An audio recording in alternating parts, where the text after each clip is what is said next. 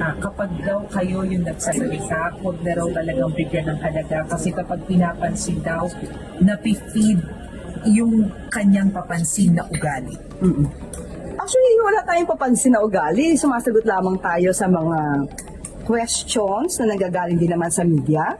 At katulad niyan, pinansin niya ako. So, kailangan ko sagutin. Hindi ba? Wala tayong ibinibigay na anumang mga salaysay o statement nang hindi naaayon sa palasyo. At kung ayaw niya akong pansinin, wala naman akong magagawa. Hindi naman ako nagpapapansin sa kanya dahil hindi naman siya ang nagtatanong sa akin, kundi ang media. At siguro kaya lang ganyan siya magsalita kasi medyo behind siya masyado. May kasabihan nga tayo, di ba? Yung the brain operates on a use it or lose it principle.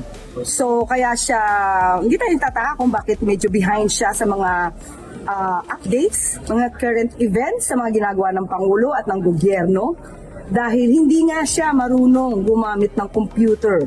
So mukhang hindi siya marunong mag-research kung ano ba ang nangyayari sa kasalukuyan. And she also criticized, ma'am, yung unemployment daw sa bansa. About what? Unemployment, sabi niya,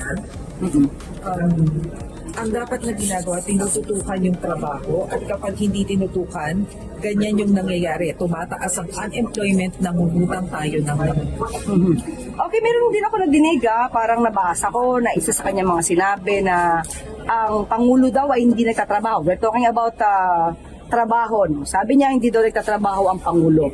Kaya nga nakakalungkot, inamin niya na hindi siya marunong gumamit ng computer at ginagamit lamang niya ang pinakamahal yata na laptop, gamit lamang ito sa kanyang pag-zoom. So, again, hindi niya alam ang nangyayari kung anong tinatrabaho ng Pangulo. Kita niyo naman po, kayo po nandito ngayon for the ASEAN Summit. Ang Pangulo po ay nagtatrabaho